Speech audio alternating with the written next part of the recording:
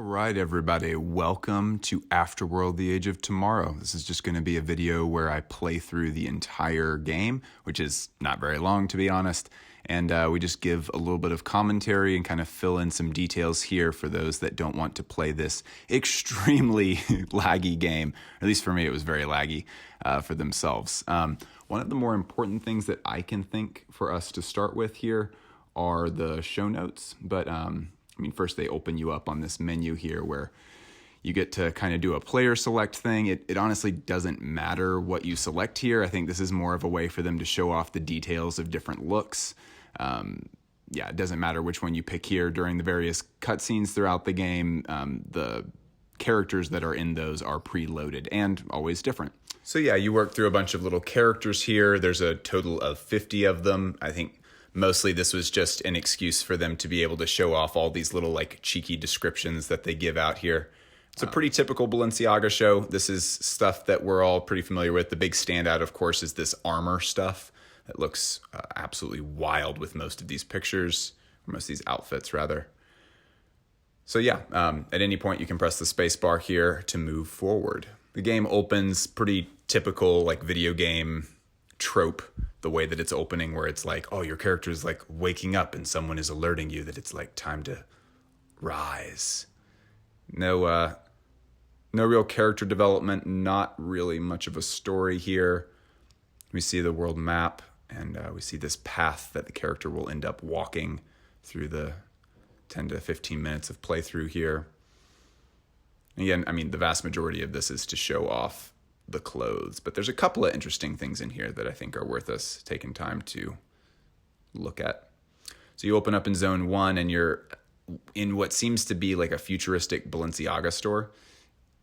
You can see there's like a little bit of a glitch here that starts up. The game skips a lot, and actually the reason why I didn't include the audio in this for the game is because it was skipping just so much. Here we can see that there's a lot of restrictions on where you can walk. Enormous number of restrictions, to be honest. It's you're playing on rails here. There's not a lot of options as far as where you can go, but you can see product and stuff, everything is just sort of lined up for you. It's a regular store of the future. This might be the coolest outfit in the entire presentation. It's like workwear thing mixed with actual suit of armor. Yeah, the interior is really beautiful. Everybody looks fly. Very bleak, dystopic. So I feel like it might be good for us to read through the show notes real quick and kind of get an idea of what the show is about here. They provided show notes on the website, and they read as follows. The Fall/Winter 21 collection is an expansion and evolution of the Summer 21 PreCollection, making its first appearance off-season in December of 2020. It is first presented in a VR runway visible only via a headset sent out to a limited number of guests. On December 6th, it is introduced to the public in Afterworld, The Age of Tomorrow, a video game designed especially for this season.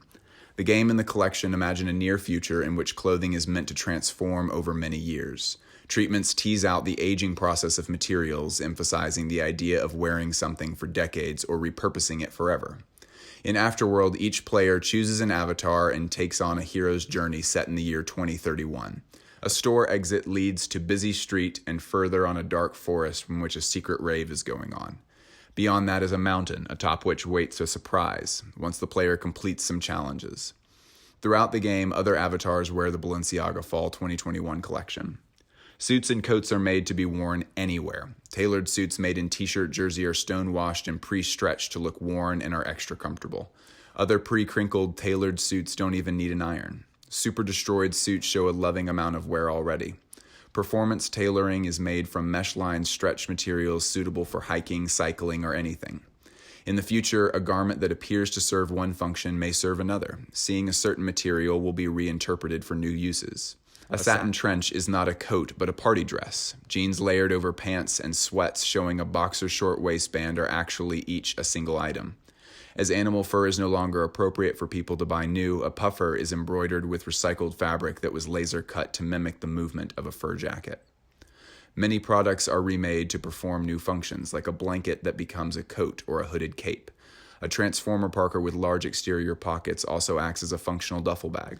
A scooter lap apron is flipped to become a thermal wrap coat. A military coverall is reconstructed to form an evening gown. A jacket in unassuming black is reversible in case of hazard, its other side made for high visibility. Outerwear jackets and dresses are re-envisioned with an asymmetrical construction that always exposes one shoulder.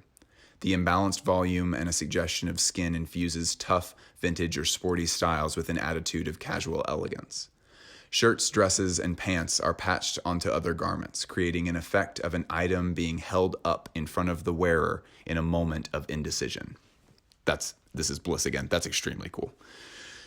Each extra item becomes an accessory, like a printed top on the front of a t-shirt, a pair of fluid dresses bonded together, and cargo shorts engineered onto the front of jeans.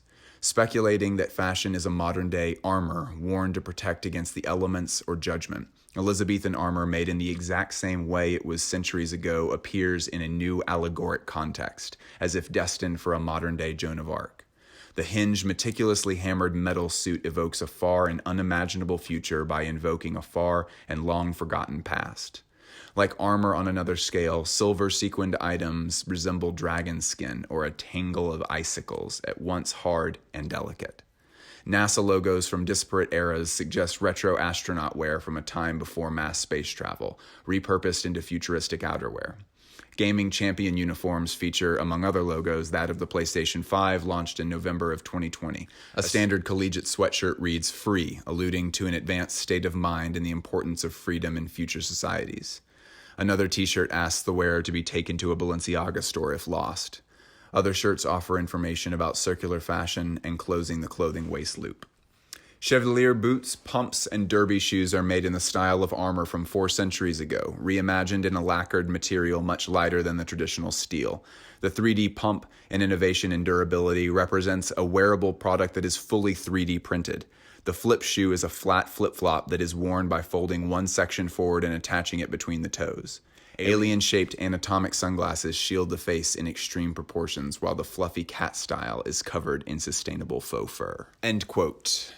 That concludes the show notes.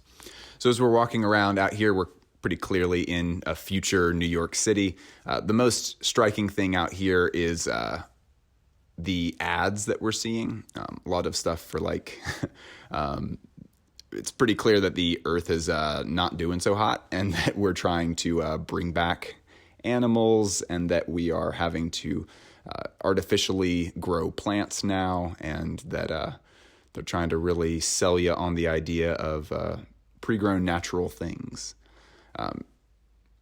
This is another area where it kind of takes control again, and we skip to a cutscene. Next zone. Here we go. Oh man. Here we start up, and I mean, it's just another location here. It's kind of almost a little bit more festive as we get to nighttime. The sun is setting, getting ready for a party, moving through this space. People are out eating in terrible conditions. Good to see everybody being pretty socially distant. Not a lot of mass. This is one thing that is a little motif throughout the thing. You see these like kind of stuffed rabbit figures on the ground. I couldn't find any useful info about Daniel Augustine. I'm not sure that that is a real one. Could just be made up for the sake of the video. One really interesting note to point out is that the armored leggings is something that Balenciaga has definitely done before. That was something that they did particularly back in 2007. If you Google like Balenciaga robot leggings, you'll see a lot of pictures. They looked incredible before. I'm really curious to see how the final product for these will turn out. I really love this environment, though. I really wonder if this was based off of an actual location somewhere, or if this was a building and a landscape that they made up completely for the game. It's really beautiful. You know, all the architecture of the future. We have a lot to look forward to, folks. This is going to be excellent. Here we get another little cutscene. You'll notice the little white rabbit down at the bottom, kind of an Alice in Wonderland motif, I imagine. And this guy with the face makeup and wearing the suit of armor leggings. This really summons to mind Arnold Putra, who's just a a buyer of expensive clothes.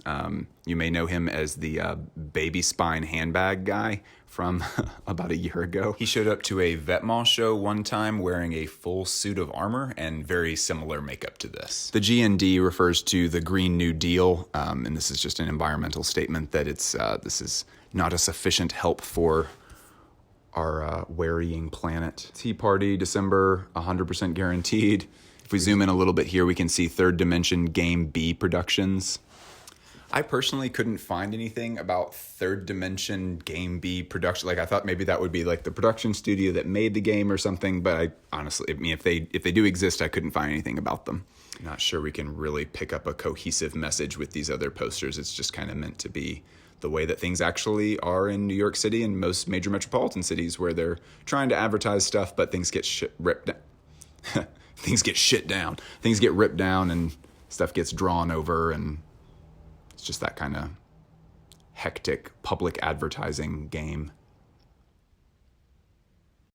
The music for this is likely been made by Befriend, which is spelled BFRND, who you can find on SoundCloud. He does a lot of the music for runway stuff, especially for all of Dimna, for Vetements and Balenciaga. He's a good one. And the music in here is good. It's just very hiccupy, which is why, again, I have not included it in this. Got some graffiti. This one is really interesting. It's in Spanish, and it basically says, "Never vote for the yellow vests." The yellow vest movement is something that I had not heard of before today, but according to Wikipedia, it is a populist grassroots protest movement for economic justice that began in France in October of 2018 after an online petition posted in May had attracted nearly 1 million signatures. Mass demonstrations began in November. The movement was initially motivated by rising fuel prices and a high cost of living. It claims that a disproportionate burden of the government's tax reforms were falling on the working and middle classes, especially in rural areas.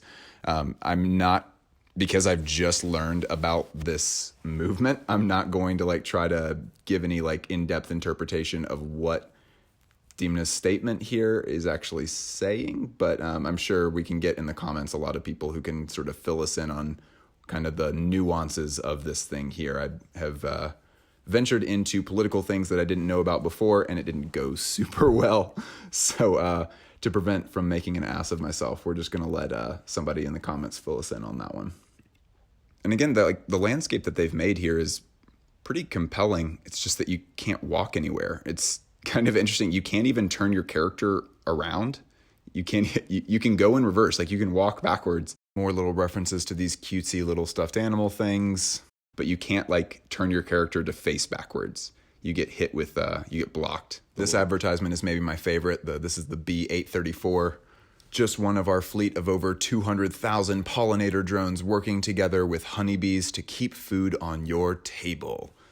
And that's a further reference to the fact that in the near future here, just about a decade into the future, we have kind of burned our resources into the ground, and we're having to find artificial ways of keeping the world afloat. Even natural processes are kind of starting to fail in the future. And coming up here is another place where it kind of seizes control from you, and we start up with another cutscene. You can see here that all of these are, you have a different avatar each time. The avatar always changes per cutscene. This one has heavy Matrix vibes. Very, very heavy Matrix vibes.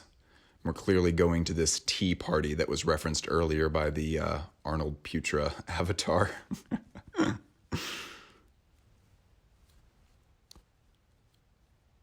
Interesting note, I was playing on Mac, but I couldn't get this press P to take screenshot thing to work. I couldn't ever get that to actually happen in mine.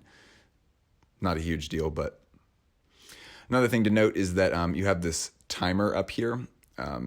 That timer is, I imagine, just kind of put there as a incentive to keep moving in the game and to not kind of, just sit around trying to see what stuff they haven't accounted for and, can you mess with these other characters and stuff. It's giving you kind of an incentive to move forward towards the end. That I want to say is something that's like a gaming design principle. Up here we see the White Rabbit again. The White Rabbit is leading you in this already very obvious path that you are supposed to be traveling in order to get to the end of the game. I gotta imagine that the White Rabbit that was present with Arnold earlier and the White Rabbit here are kind of like final versions of those like cutesy stuffed animals that we were seeing earlier. But again, I mean, like this forest environment that they've designed is beautiful. I just wish that you could get off the rails for 2 seconds and explore it in any capacity, but there is very, very little in this game. I'm not sure there's been any other collections that have been released via video game. I know that like collections like the Louis Vuitton thing got plugged into what's the huge game that's not Fortnite, it's the other League of Legends. Got plugged into League of Legends and stuff, and other fashion houses have kind of done like almost collaborations with video games, but nothing this standalone. So you come out to the tea party and it's just a rave in the forest, which is wonderful. Makes me miss raves really, really badly. Holy hell, I want raves to come back so badly. Can y'all imagine, like after we have like a full vaccine and after it is truly safe to go back, like the first couple of raves when we all get back together are going to be insane. They're going to be so good. I cannot wait. Another probably Alice in Wonderland reference there by zooming way into a caterpillar. We come into what I think this is the final zone. The water looks bluer on that side, but not on this side. Again, this environment is so pretty. I want to be able to explore around. All these Balenciaga drones having solo raves. Like in the movie The Lobster, where it's just like dancing with others is forbidden. That's why we only listen to electronic music. It's like, hell yeah. Very self-actualization, that dance music. Love that shit. Up here we see that vintage NASA stuff that they promised us. Very epic looking. We continue on into, we go from the forest to this like ancient decrepit building looking thing. Very near automata. Okay, so here's the actual final zone. The true conclusion. Man, this story and this character development has been wild so far. I cannot wait to see the white knuckle conclusion here.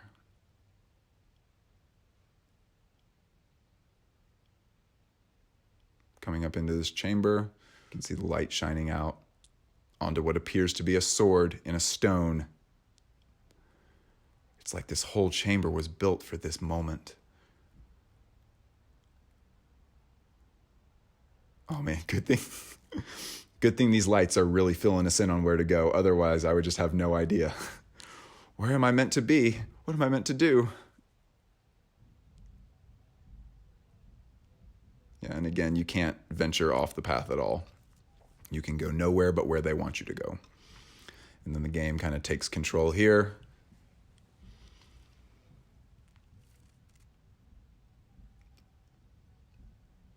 And now you are become the knight. I forget which model this is, but this is definitely a model that Balenciaga has used in a lot of their runway shows in the past. I forget their name.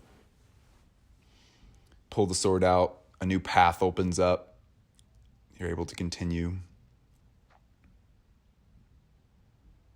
through this small crevice into digital retail actualization. Here we go.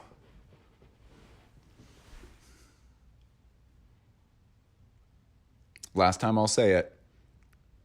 These environments are really pretty. They actually did a really good job with this.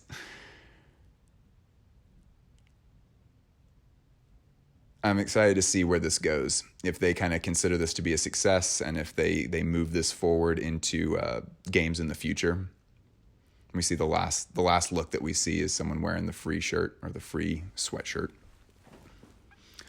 But yeah, I'm excited to see if we'll have anything that has actual gameplay in it instead of it just being a walking simulator, which, you know, I can't knock them for making a walking simulator. There are certainly like full game studios that, you know, spend a whole lot more on a video game and it ends up being just a walking simulator. So it's no hate to that. But this is the only thing where there's 2 cutscenes in a row where you are the same avatar wearing the full body suit of armor, embracing your destiny atop the mountain.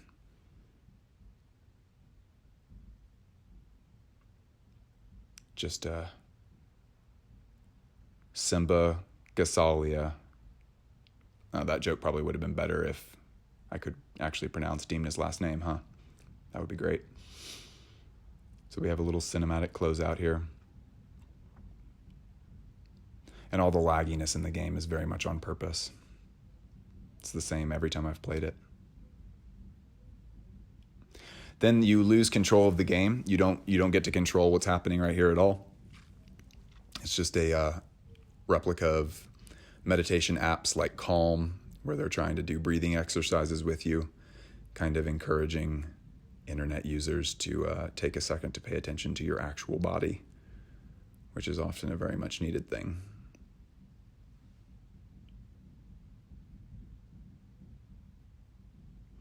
And that's it. That's the end of the official game. Now, if you stay idle for too long, they pull you into a similar screen like this where they make you wait an hour to get back in so they don't overload the server, and just you see this: congratulations, you have reached the highest level of digital enlightenment. If you'd like to start another game, please come back later. And they invite you to view the lookbook. Lots of different looks. The really cool thing is if you go up here and select this, then you get to see the looks in a 3D rendering, where you get to kind of zoom in and inspect the things close up. This one in particular is very cool because it turns out that this like fluffy stuffed animal thing is actually a phone case, which is very badass. I love that. But yeah, that's the full thing. Total of 50 looks. Just like every Demna collection, I imagine there are a multitude of references that they don't even outline in the show notes here that are just waiting to be picked apart and interpreted and overanalyzed. But thank you so much for joining me. There it is, Balenciaga video game. Let's go, baby.